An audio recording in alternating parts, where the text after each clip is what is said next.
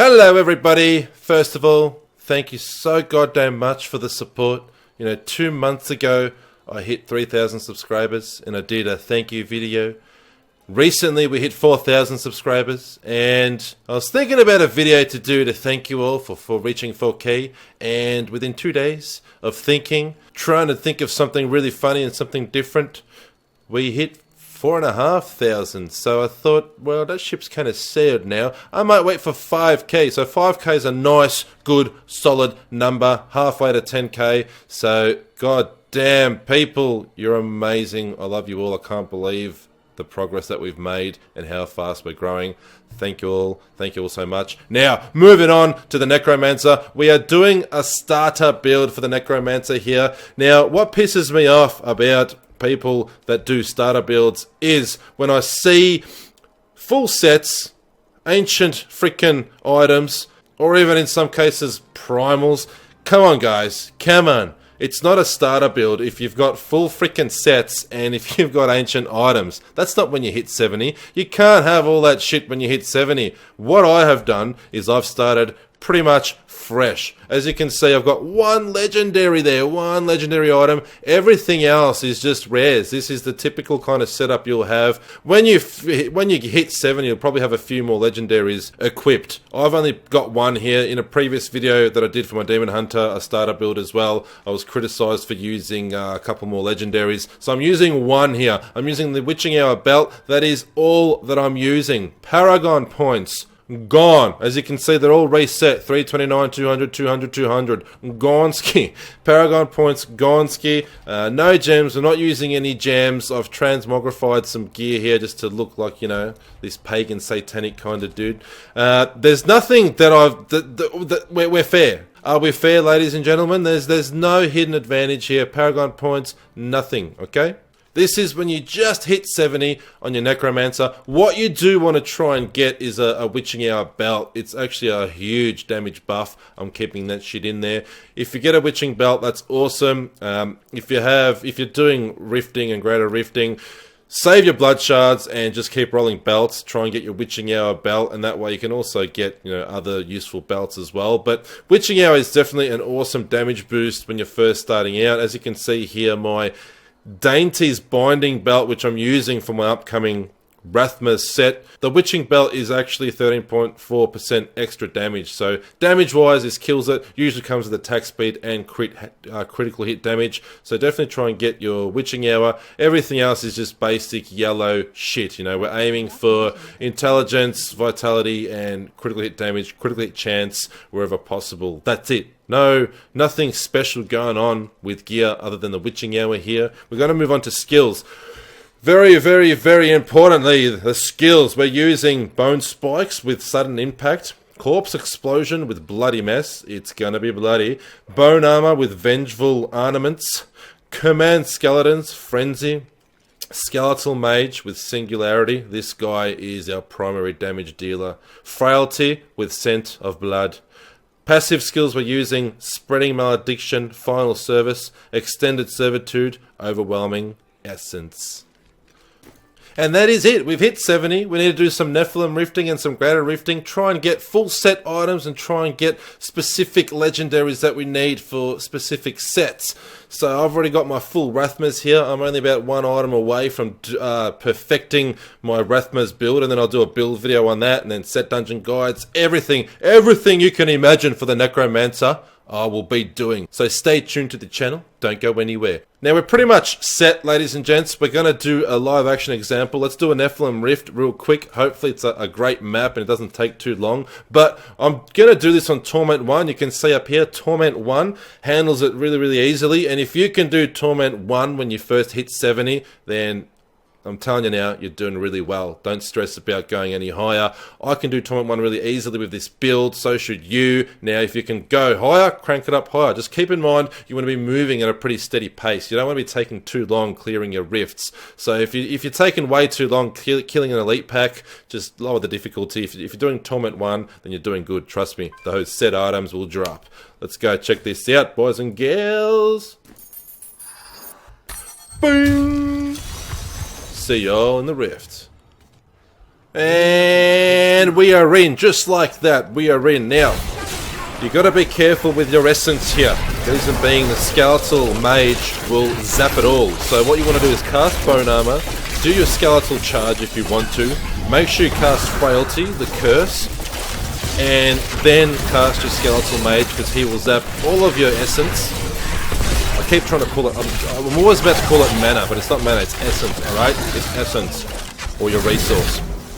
But after that, when you're doing bone spikes, when you're casting bone spikes, you regenerate that essence, and then you can cast another skeletal mage, and they don't cost much to cast. That's the thing. So we can have like up to 3, 4, 5 of them cast at once. That's not a problem. You just got to time it very well. You got to time it last. So get your essence back with your bone spikes. Cast everything you need to, like your bone armor. Make sure that shit's up. Your curse, charge with the skeletons if you want to. Totally up to you. It's kind of useless. They're just there for extra damage. But then, when everything's up and running, then you cast a skeletal mage, and that guy does so much goddamn damage. It's not funny. He does all the damage. Because we've got that singularity rune, he just obliterates shit. Watch this. As soon as he comes up, it dies. Just make sure that everything's cursed too. And that's it, boys and girls. As you can see, we're surviving pretty well on Torment 1. It's not an issue. And we're killing shit ultra easy. So you can up this to like Torment 2, Torment 3, but you don't want to be going much slower than what we're going. Oh, and of course, once there's corpses on the ground, explode that shit. That really finishes off enemies well. Particularly with elites, you know, if we're kind of struggling to down one, if it's a pack and we've killed shit around him or her, then just explode those corpses like so. And exploding corpses, I think, is good for a starter build. It's a lot of fun. You'll enjoy exploding these corpses as you progress through Rift. Believe me, it's a lot of fun. Sometimes I explode them when there's no enemies around. I just love exploding corpses. And now you get the gist of the Necromancer starter build.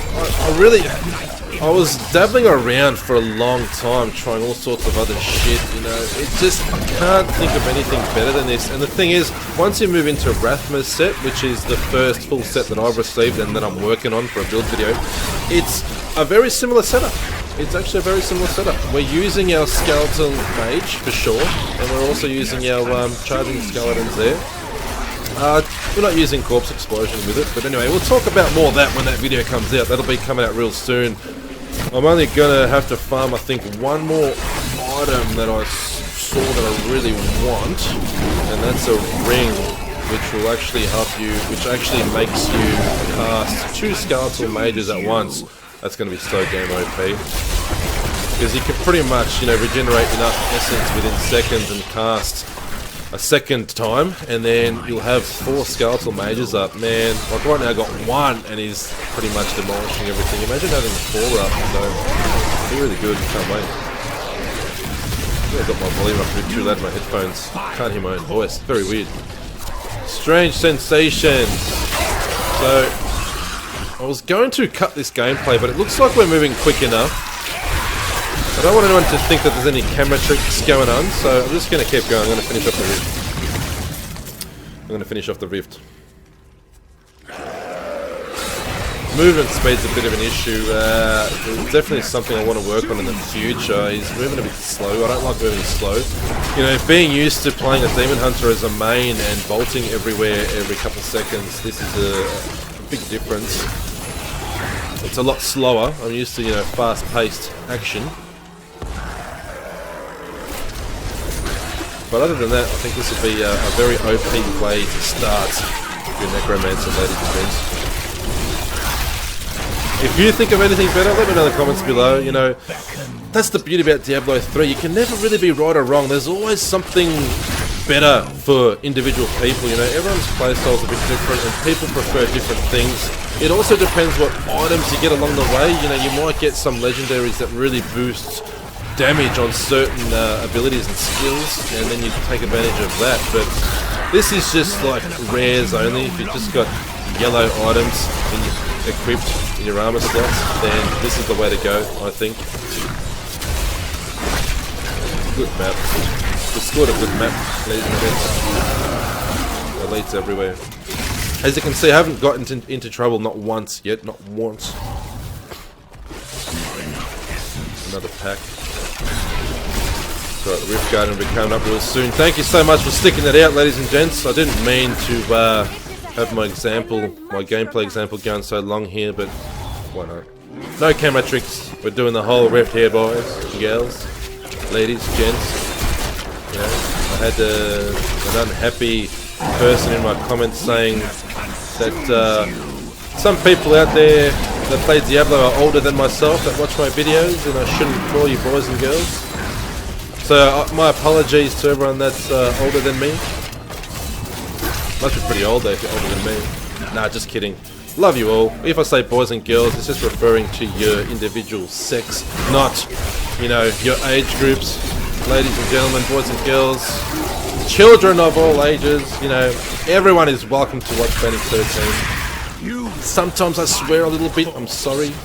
Feel free to tell me off. It's just the passion for video games. Here's the Rift Guardian. Once you cast all your shit and then you get your skeletal mages out, just see you later. Got 2 out, get a 3rd one out.